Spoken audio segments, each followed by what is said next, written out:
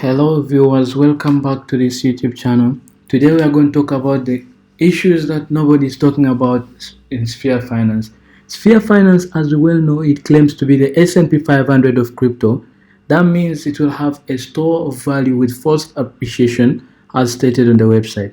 Now, Sphere Finance, as we know it, is built on the Polygon network and the highest KYC done by Obsidian. Obsidian is the company of Jesse Akers, and it has received a lot of criticism on the internet of late. So let's look at this. This is my own honest view of Sphere Finance and what people are not talking about it. Let's look at it. We have the auditing by Satic, which is still in progress, and then we also have the auditing by Solidity Finance. So if we look at the auditing by Satic, Satic is giving it a score of 84. So that score for now, okay, let's say no problem there. But I'm majorly interested today on looking at the Solidity Finance audit, because in this audit is where we're going to see major issues that no one is talking about. Okay, let's begin here. The initial supply of Sphere Finance is set to 5 billion tokens. Fine, everybody is talking about the 5 billion token supply, but nobody is talking about the maximum supply of Sphere Finance being this figure, which I can't even mention. Okay, Sphere Finance has learned a lesson from the likes of Titano and has been able to implement the no meet or ban function in the contract. Very good. They are picking lessons from Titano.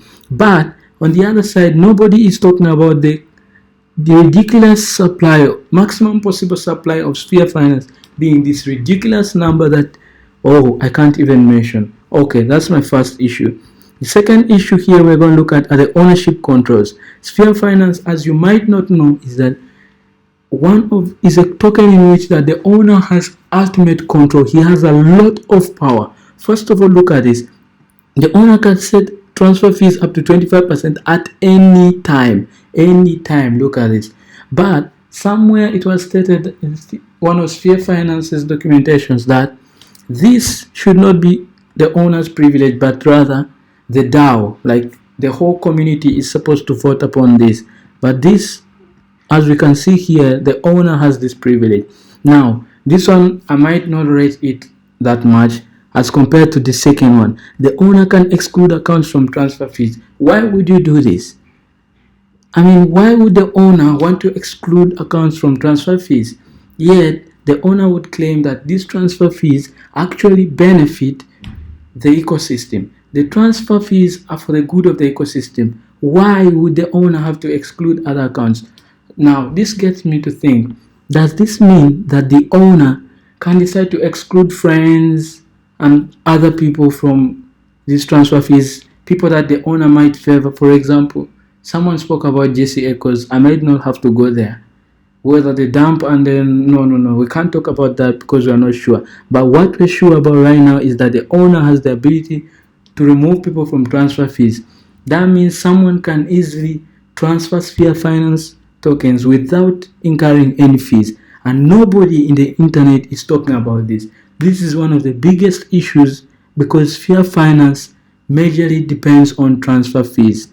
Okay, so the owner can enable or disable the anti-whale mechanism at any time. Look at this, look at this, look at this, everybody.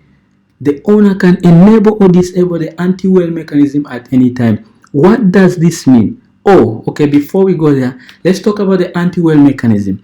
Anti-whale mechanism, simply as it stated, is an anti-whale mechanism.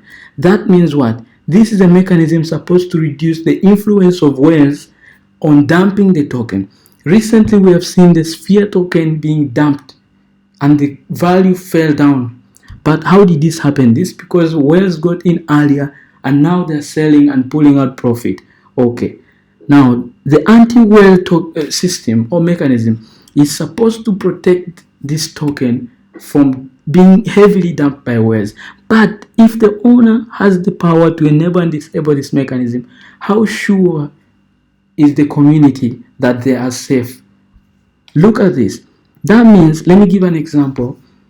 The owner might decide to disable the anti-whale mechanism, dump the coins, and then enable it later. Because anti-whale mechanism is one where, like a whale who has a certain percentage, well over 1% and above, being charged a certain amount of fees, so that well, as he's getting out his money, also he benefits the ecosystem. But if the owner has the ability to determine which well will not have this, then for sure this is so absurd. And the funny thing is, nobody is talking about this on the internet, as we said. Wow. Okay, let's look at this. The owner can add or remove accounts from the party list at any time. Now, what is the party list?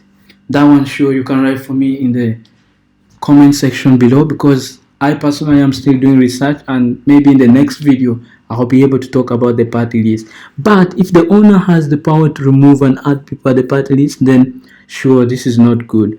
The owner can enable and disable the party mechanism. All I can say is that if you look at the ownership controls of Sphere Finance, the ownership controls really give the owner so much power that the entire ecosystem will feel like powerless. This is supposed to behave similar to a DAO, similar to, something like a DAO. So we don't expect the owner to be able to do all these things. But my biggest worry of all, where I would give like a red light, is the owner excluding accounts from transfer fees. This is really so bad, as it favors certain people that the owner knows. Okay, thank you.